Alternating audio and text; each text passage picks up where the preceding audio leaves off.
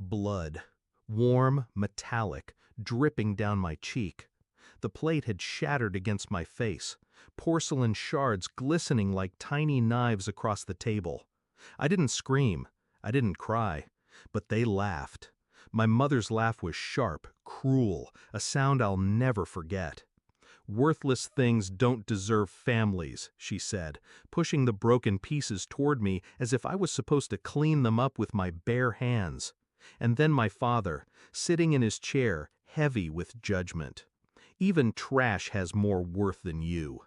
The room echoed with laughter, my brothers, my sister, the people who shared my blood.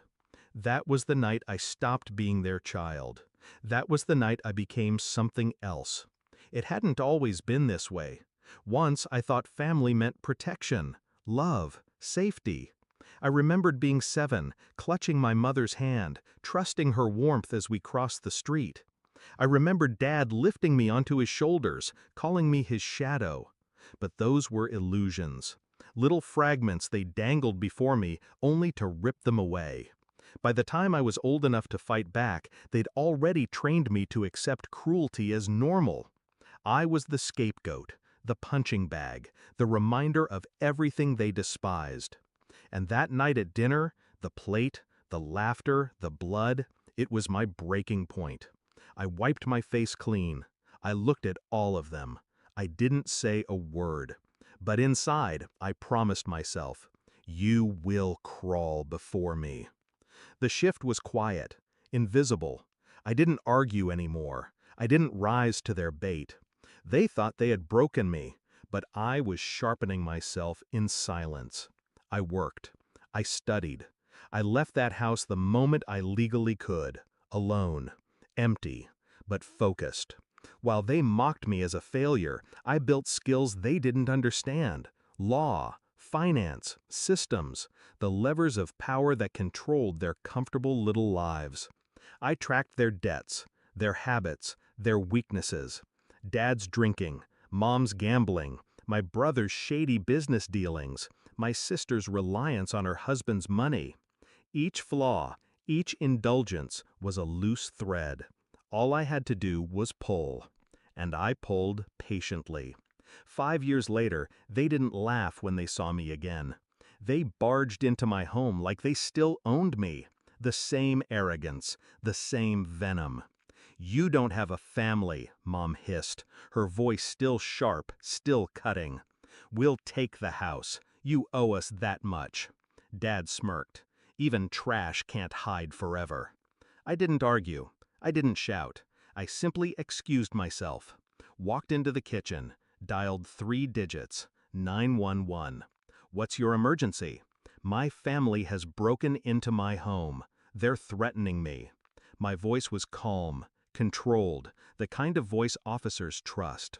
By the time they realized what I had done, red and blue lights were already flashing through the windows. But that was only the beginning. The police found the warrants, unpaid tickets, fraud reports, my brother's illegal imports.